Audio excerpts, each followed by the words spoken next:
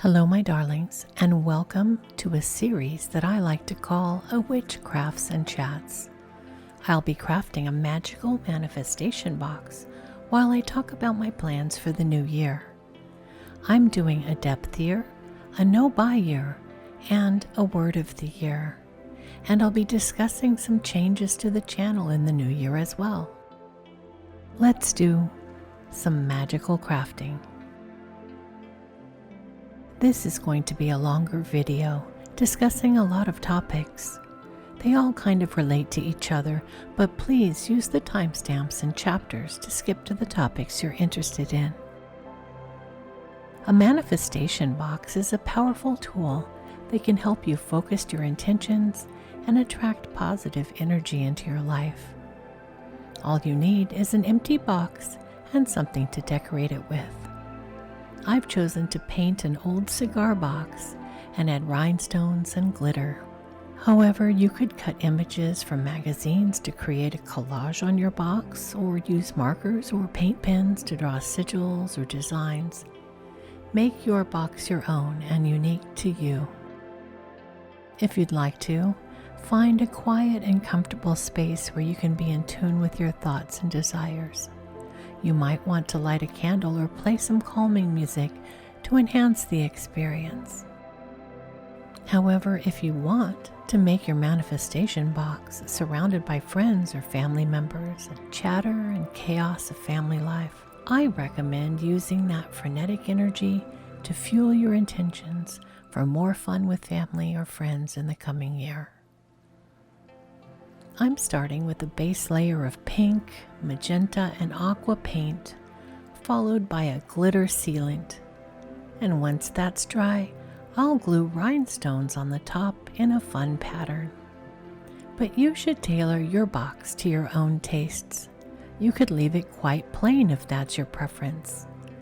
You could add sigils or symbols either inside or out, or even hidden underneath a layer of paint. You may wish to cleanse or consecrate your box, bless it or charge it in the moonlight or the sunlight. Anoint it with a particular scent or oil. You may wish to dedicate your box to a specific deity if you work with one. While I craft my manifestation box, let's chat about the new year. This year, I'll be doing a depth year, and I want to use this depth year and this focus to specifically help me connect more to my craft. In a very consumer world that celebrates the new, the novel, and trends, there's a growing movement that encourages us to take a step back, slow down, and dive deeper into our lives.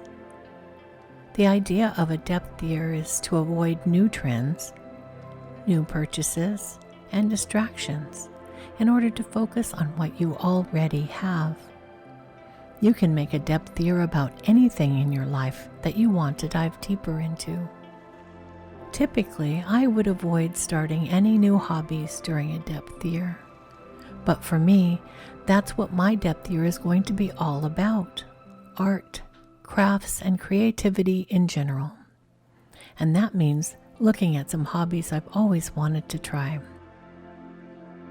My plan for my depth year is to use all of the art supplies and craft materials I've collected over the years and dive deep into my creativity this year. I want to do projects that I'm passionate about. I want to try out all of the crafts that I bought supplies for but never started. If you're an artist or a crafter or a maker, you'll likely know exactly what I mean. I have a tendency to see an art or craft online and want to try it out. I'll get excited about it and buy all of the materials, but then time flies away from me. The materials sit in a basket and the project sits unmade. I've been collecting all sorts of crafting and art supplies over the 5 years that this channel's been around. I purchased materials for projects I wanted to make videos about and never got around to. I bought a lot of supplies for an in-person Art Witch retreat that I wanted to host last year, but I had to cancel it because there were not enough sign-ups. I also purchased supplies to create one craft kit every month this year, so that all of you can craft along with me. I want to lean into practicing knot magic and dive into crafts made with yarn, such as crocheting and weaving. I'd love to finally use all the supplies I bought to make handmade rubber stamps and create ephemera for my grimoires.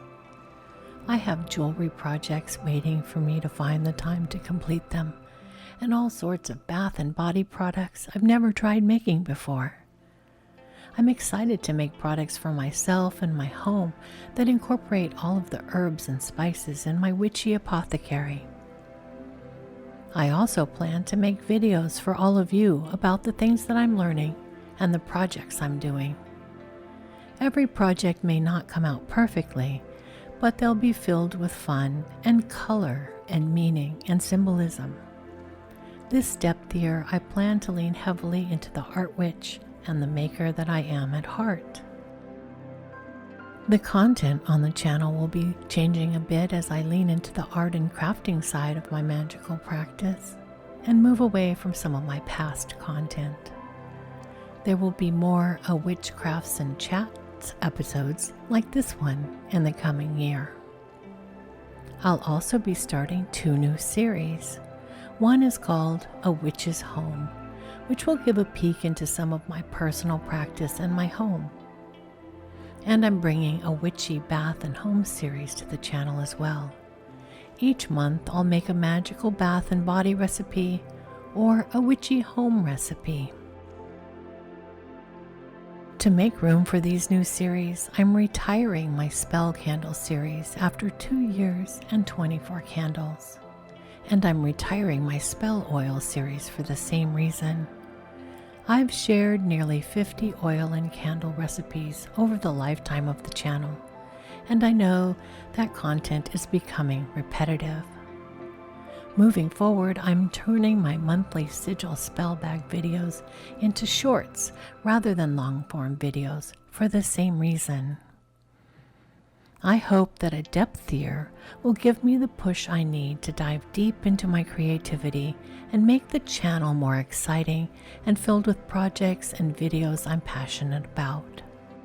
A depth year encourages a more deliberate, mindful, and meaningful way of living. It resonates strongly with me as a witch.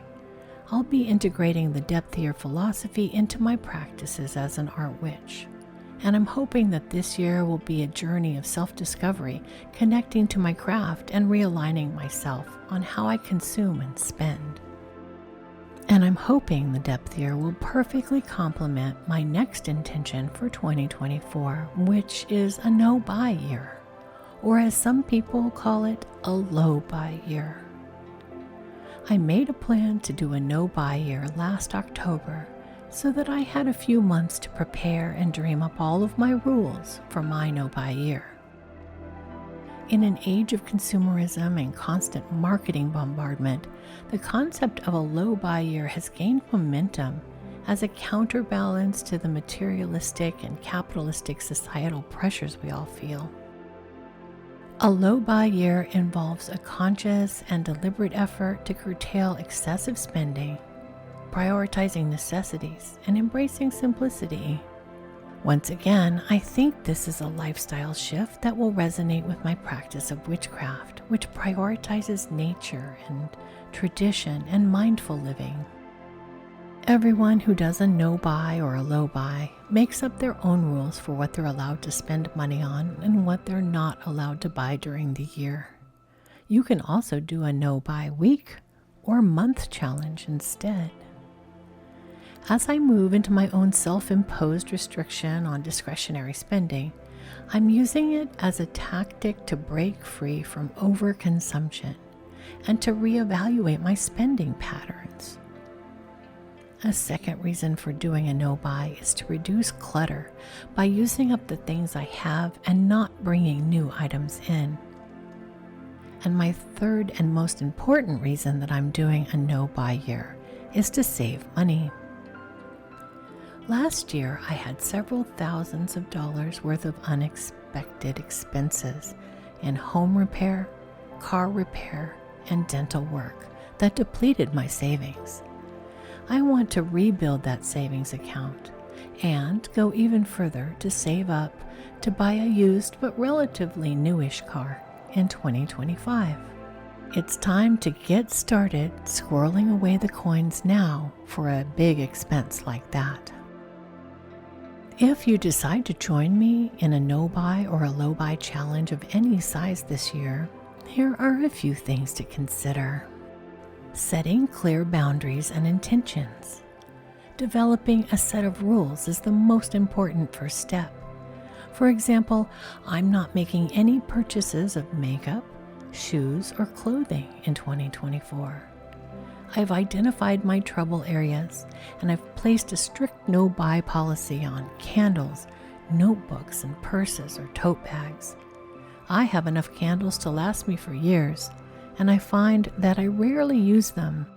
With the new kitten around, I tend to use battery-powered candles for decor, saving the real candles for spell work only. And I have enough notebooks to last me for years. Another problem area I've identified is buying something for the house that I don't really need.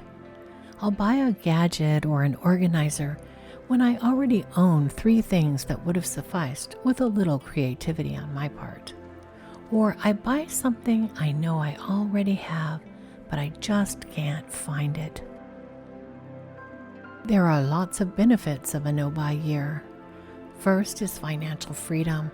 By cutting back on impulse purchases and focusing on needs, you can save money, pay off debts, or invest in your future. Next is environmental consciousness. A low-buy year reduces your ecological footprint by minimizing waste and the production of unnecessary items, contributing to a more sustainable lifestyle. Another benefit is reduced stress. With fewer belongings to manage and less financial strain, you can experience a lighter, more stress-free lifestyle. Followed by increased appreciation. Limited access to new things can help you rediscover the value of your existing possessions and enjoy them to the fullest. The next thing I'm doing in the new year is adopting a word of the year. This is my 3rd year doing this practice, and I can recommend it. Your word of the year can either be a single word, a phrase, or a mantra that encapsulates your intentions, goals, and desires for the upcoming year. A word of the year can be a guiding light, helping you stay focused and motivated throughout the year. When choosing my word, I'm setting a magical intention, and it becomes a central theme that influences my actions, decisions, and mindset for the year. For 2024, I've chosen the word unstoppable. This word just happened to come up in a conversation I was having with another witchy content creator, and it just hit me. Did I just choose my word of the year? I reflected on it for a while, and I decided, yes, it is my word of the year. Unstoppable holds an element of resilience. It will remind me to bounce back from setbacks and challenges. It also encourages perseverance, urging me to keep moving forward even when the going gets tough. This word also gives me a sense of empowerment. It's a reminder of my inner strength and the potential I have to achieve my goals. I will also be applying the word unstoppable to all of my spell work and rituals this year, reinforcing the belief that anything is possible with magical intention and mundane work to back it up. Once you've decided on your word of the year, I recommend that you display it prominently. Write your word down somewhere you're likely to see it. Create artwork, or make it your phone wallpaper to keep it in constant view. I'll be adding my word to my New Year vision board, right in the center. This is something that I'll see every day.